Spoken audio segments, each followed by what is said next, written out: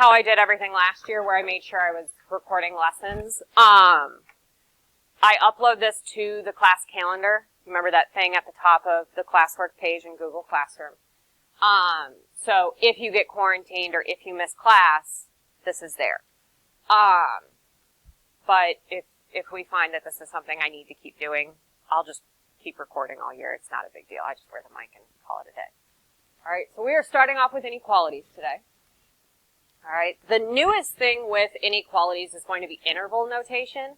And I know that the homework right now doesn't involve interval notation, at least yet. But in Unit 1, we're going to start hitting the interval notation, so I kind of want you guys to get used to what does it look like, how does it apply, all that jazz.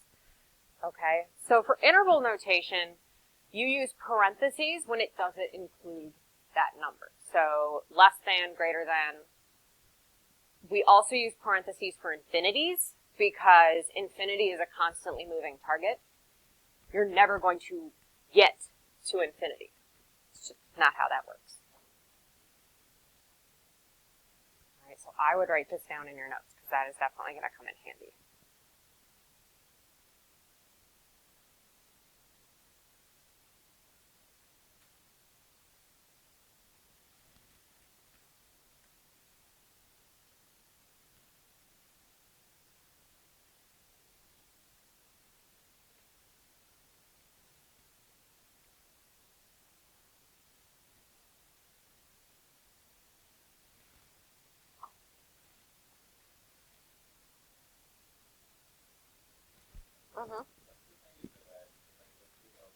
That's infinity. That's how I draw my infinities. I know it looks like 2 O's because I can't, like that takes way too much brain power for me. Like, you know how when you put mascara on you have to stick your tongue out? It's one of the unspoken rules of mascara. Like, that's what I have to do for this. It's not worth it. Alright. Mascara, yeah. Yeah, I have to stick my tongue out.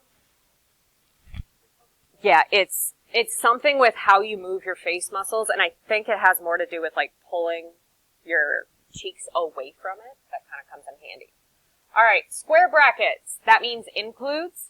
All right, that's going to be where you use greater than, less than, or equal to. All right, we got this down? Cool. So I'm going to start refreshing your memory a little bit on how we solve these bad boys. So here's our first example.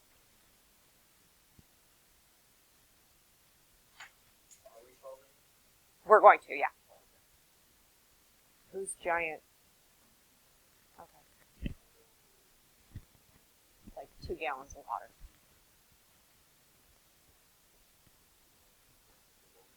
All right, so what do we remember about solving inequalities?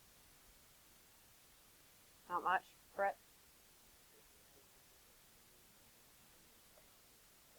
Yes, so if you multiply or divide by a negative number, you're going to have to flip your inequality sign. Okay? But solving after that, nothing else really changes. It's just like solving an equation. So start with subtracting on both sides.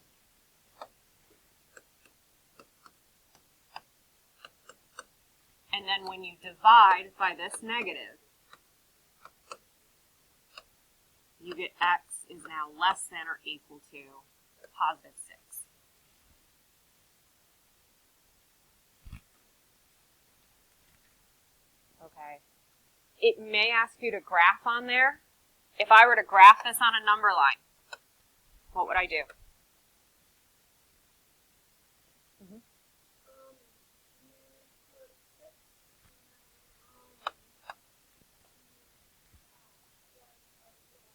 Yep, so I'm going to draw an arrow to the left. The way I do this is I will put a closed circle right here because I know it includes 6, right? And I want everything less than 6. Okay? I do it up and over because I need to be able to see where it went. Or, bless you, you can use a highlighter here to show it's on this side. All right? Now, the interval notation is where everything kind of gets all wonky. So if I'm going less than 6, what's the farthest left on that number line I'm ever going to hit? Yep, negative infinity. So I'm going from negative infinity to a positive 6. We put a parenthesis here and a bracket here. All right, this is interval notation. This means the exact same thing as x is less than or equal to 6. It means the same thing as the graph, but I don't know, I kind of like interval notation a heck of a lot better because I'm like, okay, negative infinity all the way up to 6 includes 6. It's notation, easy peasy. Does that make sense? We cool? All right, you want to try another one? Okay.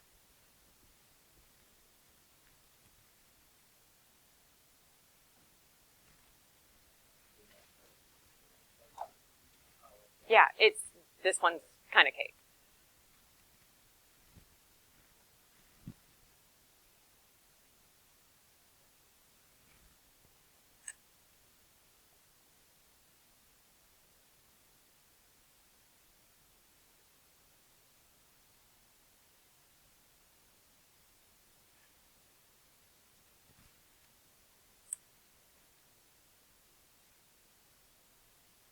All right, you guys want to work this out with a neighbor real quick and try the interval notation part on your own?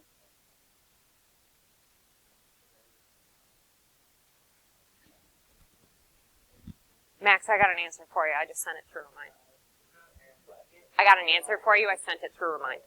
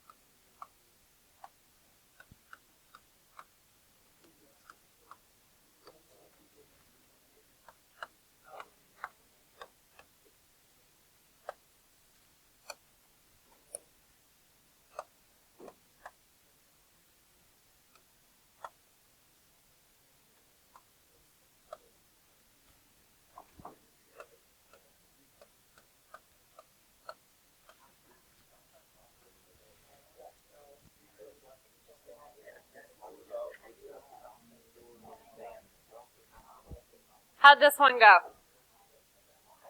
Good?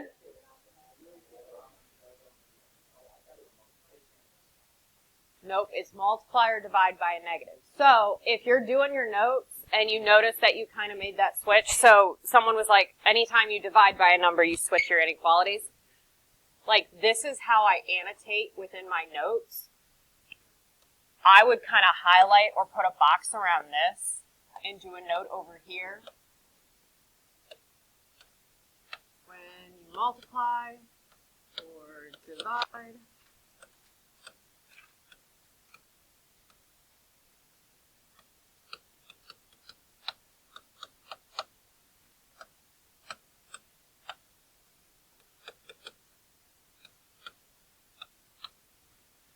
all right, so when you do notes and I say, like, write it like an idiot's guide where you assume that you've gone home and you've totally forgotten your name, you've gone into a mini coma and you don't remember anything that's happened over the last week, like, put those little notes in there so you're kind of like going, hey, future self, this is why we did what we did.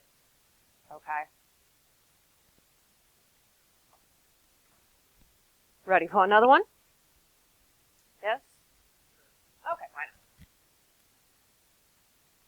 All right, we did that one.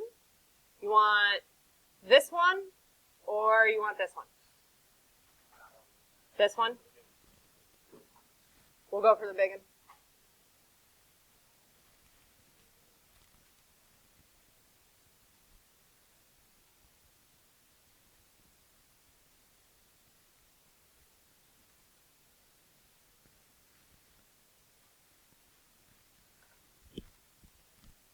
We trying it with our neighbors again? Or do you want me to do it with you?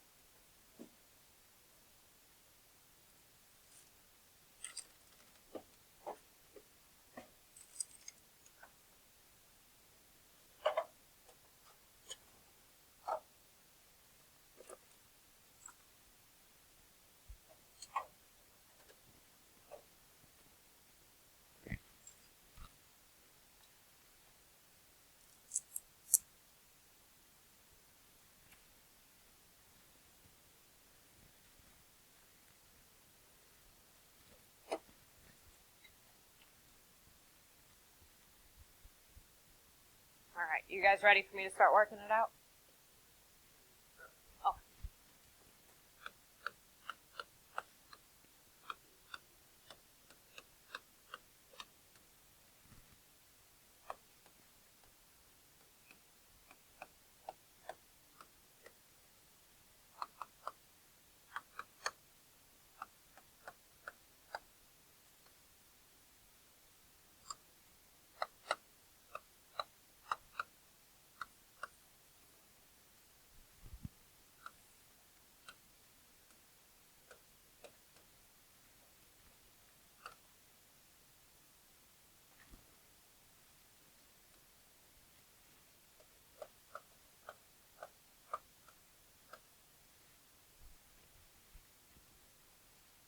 Yes? No? Cool? We're done. 10 minutes notes.